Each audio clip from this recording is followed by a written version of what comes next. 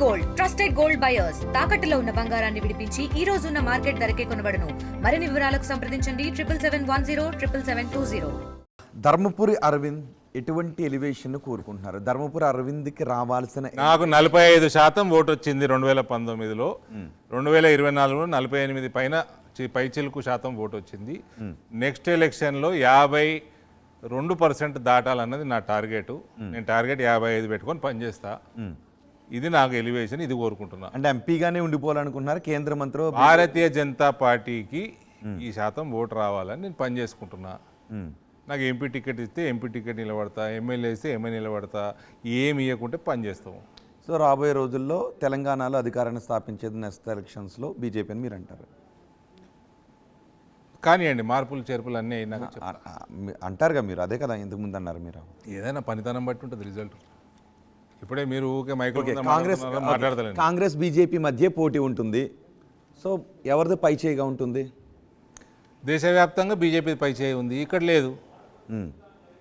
ఇక్కడ లేదు కదా. ఇక్కడ ఉంటుందా రాబోయే రోజుల్లో కాంగ్రెస్? లేకపోతే బీఆర్ ఉండేటట్టు చేసుకుంటే ఉంటుంది, సెకండ్ ప్లేస్ లో ఉండేటట్టు చేసుకుంటే ఉంటుంది. సార్ లోపం ఎక్కడుందని అనుకుంటున్నారు? ఎందుకంటే ఇక్కడ పై చేయి లేదని మీరే అంటున్నారు పార్టీకి సంబంధించి. లోపం ఇక్కడనే ఉన్నది కదా. మరి మొత్తం దేశమంతా పై చేయి ఉన్నది, ప్రపంచం అంతా పై చేయి ఉన్నది. ఇక్కడ నాయకుల మధ్యలో ఉందా? కార్యకర్తలు దీన్ని తీసుకుంటలేరా? కార్యకర్తల ఏ పెద్ద ఏంది ఇది? ఏమన్నా ట్రిగ్నోమెట్రియా లేకపోతే ఆల్జీబ్రానా?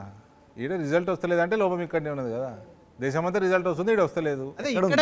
ఏం దాంట్లో ఇదేముంది? ఇక్కడ అంటే తెలంగాణలోనే నాయకుల లోపమా లేకపోతే నాయకత్వం లోపమా? తెలంగాణలో ఉన్న బీజేపీ లోపమే.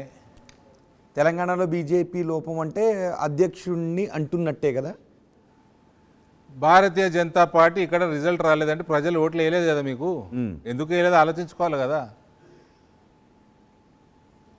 అంటే ఆ లోపాన్ని మీరు ఆ లోపం ఎక్కడుంది? నా పని కాదండి అది. పార్టీ సీనియర్లు, పార్టీ నాయకత్వము, హైకమాండ్ చూసుకోవాలా, చూసుకుంటారేమో. అదే ఇంతకుముందు అడిగిన క్వశ్చన్. చూసుకోవాలి అంటే మీలాంటి వాళ్ళని వచ్చి అడుగుతుంది. అడిగితే చెప్తాము, వాళ్ళకి చెప్తాం, మీకెందుకు చెప్తాము? మీ ఛానల్లో ఏం చేయాలని అడుగురు చెప్తా. మీ ఛానల్ పెరుగుతుందా పెరుగుతలేదా నాకు అవగాహన చెప్తా. ఓకే, తెలంగాణ బీజేపీ నాయకత్వంలో అయితే లోపం ఉంది, రిజల్ట్ వస్తలేదు కదా సార్.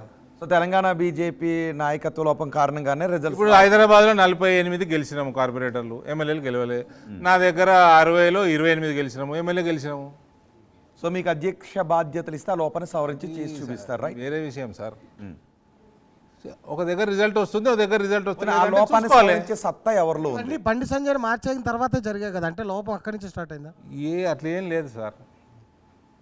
బండి సంజయ్ ఉన్నప్పుడు ఇది 48 గెలిచినాము. నా దగ్గర 28. బండి సంజయ్కి సంబంధం లేదు. నాగార్జున సాగర్ ఓడిపోయిండు, అదేంది మునుగోడు ఓడిపోయిండు, అంతకుముందు వేరేది దుబ్బాక గెలిచిండు. So it is mixed bag. కరీంనగర్లో ఒక ఎమ్మెల్యే గెలవలే పార్లమెంట్లో. సో అది ఒకటే అని కారణం ఉండదు. ఆ లోపాన్ని సవరించే నాయకత్వ లక్షణాలు ఎక్కడున్నాయి, ఎవరిలో ఉన్నాయి? ఆ లోపాన్ని సవరించే నాయకత్వ లక్షణాలు ఎవరు? నడ్డా గారు చూసుకుంటారు సార్. అది నాకెట తెలుస్తుంది? నా నిజామాబాద్లో నేను ఏం చేయాలో చేసుకున్నాను. I'm still not satisfied. నాకు 30% ఓటు వచ్చింది, టీఆర్ఎస్ 32 వచ్చింది, కాంగ్రెస్ 31 వచ్చింది నా పార్లమెంట్లో.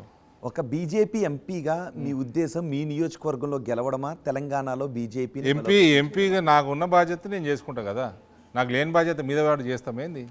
మీరు ఆర్టీవీలో పనిచేస్తారా, పనిచేస్తారా? మీరు పార్టీ కోసం పనిచేస్తున్నారు, మీ నియోజకవర్గంలో మీ పదవి 100% పార్టీ కోసం పని. నా నియోజకవర్గంలో నా పార్టీని పెంచుకునే బాధ్యత నాది. సార్ ఒకవేళ రాష్ట్ర పార్టీ వేరే ఎమ్మెల్యేలకు నచ్చితే, ఎంపీలకు నచ్చితే వచ్చి ఇక్కడ ఏం చేసుకోవాలో కాపీ పేస్ట్ చేసుకోండి. సలహాలు అడిగితే ఇస్తాము. పార్టీ ఒకవేళ ఆ బాధ్యత బట్టి నేను పని చేసుకుంటా. కానీ నాకు బాధ్యత లేని చోట పని చేయనిస్తారా? ఇండిసిప్లిన్ అవుతుంది కదా. సో ఎవరైతే గెలిచారో ఆ నియోజకవర్గాల్లో నేతలు బలంగానే ఉన్నారు, ఓడిపోయిన నియోజకవర్గంలో క్యాండిడేట్లు మాత్రం బలంగా ఉన్నారు. నేను చిన్నగా ఉన్నప్పుడు మా నాన్న చెప్పిండు, నేను చదివేస్తున్నా డాడీ, నేను బాగా మార్కులు వస్తే డాడీ అంటే, సార్ రిజల్ట్ రాని ఐ బిలీవ్ ఇన్ రిజల్ట్స్ అన్నాడు. నేను అన్నది అది కాదు, వినండి. సో రిజల్ట్ పబ్లిక్ ఓట్లు వేస్తే రిజల్ట్ వస్తుంది. రిజల్ట్ని బట్టి మన వ్యవహారం ఉంటుంది. ఏ నియోజకవర్గాల్లో మీరు మీ నియోజకవర్గాల్లో నేను ఆ పని చేసినా, నేను ఈ యాత్ర చేసినా, నేను ఆ డైలాగ్ కొట్టినా, ఇవన్నీ కాదండి. ఓట్లో వేయించుకున్నారు, political party. Come to power. నేను స్ట్రైట్గా ఒక క్వశ్చన్ అడుగుతాను. మీరు మీ నియోజకవర్గంలో గెలిచారు కాబట్టి మీరు బలమైన నేత. కిషన్ రెడ్డి ఆయన నేను నియోజకవర్గం బలమైన నేత అనలేదండి. నేను కష్టపడుకున్నాము, ప్రజల దగ్గరకు పోయినాము, మోదీ గారిని చూపించుకున్నాము, ఎక్కువ చూపించుకున్నాము, ఏదో చేసినాము, మాకు ప్రజలు ఓట్లు వేసిండ్రు, అరవింద్ గారు ఇందాక పాస్ అయినాము. ఎవరైతే యాత్ర అన్నారు కాబట్టి గతంలో మీ నాయకుడు బండి సంజయ్ ఎంత యాత్ర తిప్పినా నేను నోరు జారను. వేస్ట్. ఓకే. వేస్ట్. ఎవరైతే సేవ్ చేసుకుని నేను నోరు మీరు జారను. ఒక మాట అన్నారు కదా, యాత్రలు పనిచేయలేవా? పాదయాత్రలు చేశారు మీ పార్టీకి సంబంధించి మీ నాయకుడు. ప్రజలు ఓట్లేలే కదా, అంటే పని చేయనట్టే లెక్క కదా. అంటే ఆ నియోజకవర్గాల్లో ఉన్న నేతలదే ప్రాబ్లం తప్ప రాష్ట్ర నాయకత్వంది కాదు, రైట్? మీరు ఎట్లనే చూపించుకోండి మీ టీవీలో. ఆ నియోజకవర్గంలో ఉన్న క్యాండిడేట్లది లోపమా లేకపోతే రాష్ట్ర నాయకత్వంది లోపమా? మీరు ఎట్లనే చూపించుకోండి సార్, మీరు ఏమైనా అనుకోండి. మేమేదో చూపించుకుంటాం, మీరన్నా నా నియోజకవర్గంలో నాకు రిజల్ట్ వచ్చింది. చూపించుకోవడానికి మీరు చెప్పింది లేదంటే నేను అనలైజ్ చేయలేదండి. ఇక్కడ వచ్చింది రిజల్ట్, అక్కడ రాలే, అక్కడ ఏదో లోపం ఉంటుంది కదా. లోపం లేకుండా రిజల్ట్ ఎందుకు రాదు? అదే నియోజకవర్గంలో ఉన్న క్యాండిడేట్లో లోపం ఉందా, రాష్ట్ర నాయకత్వం? అనలైజ్ చేయాలండి, నా పని కాదు అనలిసిస్ చేసేది. నా దగ్గర నేను చేసుకుంటా అనాలిసిస్. రాష్ట్ర అధ్యక్షుడు అనలైజ్ చేయాలి. చేసుకోవాలి, ఆయన చేసుకోవాలా, హైకమాండ్ చేసుకోవాలా. For latest updates on India Pakistan, download our TV Live app